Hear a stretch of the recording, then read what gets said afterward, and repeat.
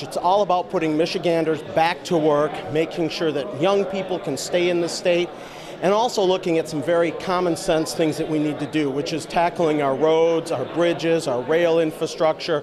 That's a very key point that the governor brought up, and I'm looking forward to working on it. I appreciate the look at road funding, and I am supportive of it.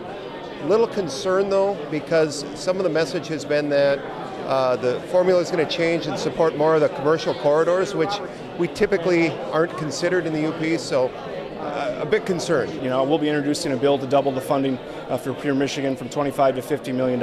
It's the best marketing program in the country. It brings business to northern Michigan and the Upper Peninsula and those critical tourism seasons. Well, I was particularly happy to see him touch two spots in his speech on agriculture and on Veterans Affairs. I happen to be chair of Military and Veterans Affairs, and I was very excited to see him talk about getting veterans the benefits they need, making sure we are more proactive in getting them those benefits, and getting them into our workforce in a timely manner. I thought that was very important, and I'm looking forward to working with him on that.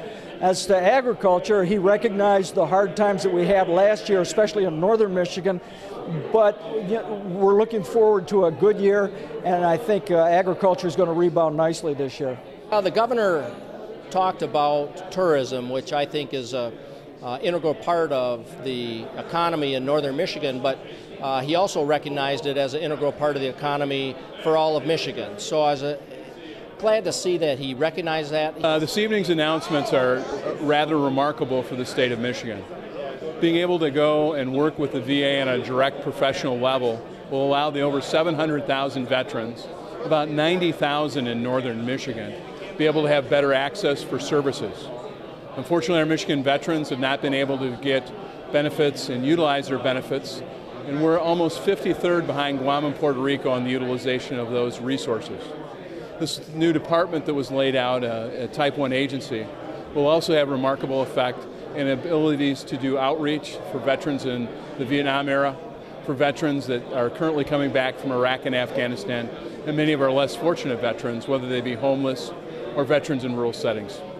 For the Cadillac area, it's phenomenal. You know, we have a Cadillac district office with the Michigan Department of Transportation. We have a local man who heads that up, and that's what's so important as we locally take care of our roads. And the thing I was excited about the governor talking about is the fact that he's talking about money coming to our local roads, not just to the big city roads, but the local roads. Because you've got to remember, Pure Michigan is northern Michigan especially, and we've got to have good roads to get up to northern Michigan.